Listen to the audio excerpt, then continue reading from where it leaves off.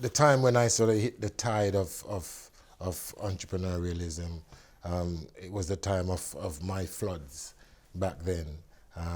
And I suppose then you've got to take that current when it serves at the most dangerous parts in my life. Back then, my life was about shallows and miseries in those days.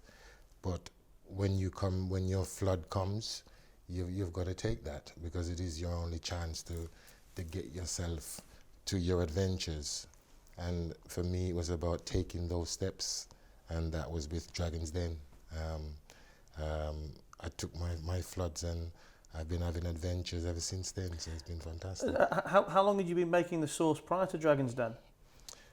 Well, I started at the carnival in the 90s, and I suppose the journey then was the making of, I suppose, the branding of Levi Roots, because the sauce came later. But I was at the carnival sort of doing the music and food thing, whereas I'd sort of turn up every year and would sort of merge in the music and the food together, and people kind of like that.